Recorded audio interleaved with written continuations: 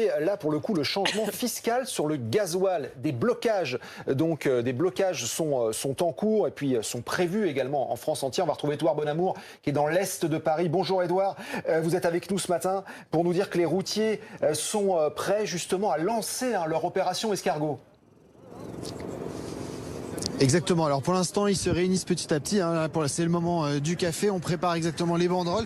Il y a une quinzaine de lieux de mobilisation qui sont prévus partout en France, ici en Ile-de-France, en Occitanie, dans les Hauts-de-France, un peu partout. Eh bien, ces chauffeurs routiers, ils sont en colère et je me trouve justement avec Alexis, qui est le président de l'OTRE. Alors l'OTRE, c'est l'Organisation des transports routiers européens, c'est ça? Transporteurs routiers européens. Des transporteurs routiers européens. Comment ça va se passer un petit peu cette journée de mobilisation pour vous?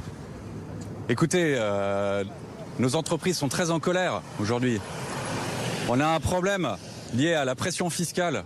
On nous retire des avantages normaux qui nous permettent d'être concurrentiels.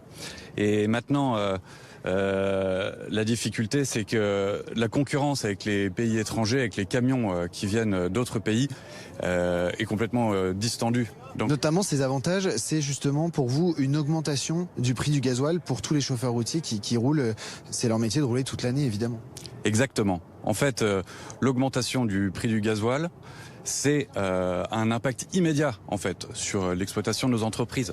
Donc dès que ça arrive, vous avez tout de suite un problème de compétitivité de nos entreprises. Et nous, on est 40 000 PME françaises dans le transport routier aujourd'hui.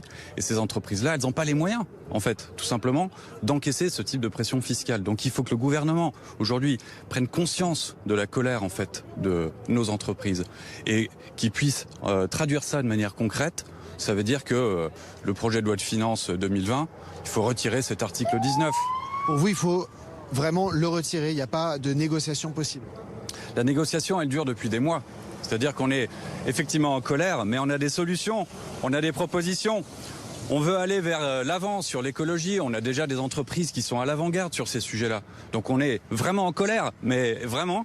Mais surtout, on veut que les choses avancent vers le mieux pour l'économie, pour les entreprises françaises et les petites PME comme les nôtres, qui en fait font vivre 600 000 emplois aujourd'hui. 600 000 emplois, le secteur du transport, c'est vraiment un secteur important. Merci beaucoup Alexis, vous l'avez compris, allez de l'avant. Et justement, c'est ce qu'ils vont faire les routiers aujourd'hui, se mettre en route tout à l'heure à partir de 9h sur la 4 et la N104 à l'est de Paris. Une mobilisation qui va durer jusqu'à 14h. En revanche, pour les automobilistes, ce sera compliqué d'aller de l'avant aujourd'hui. Merci.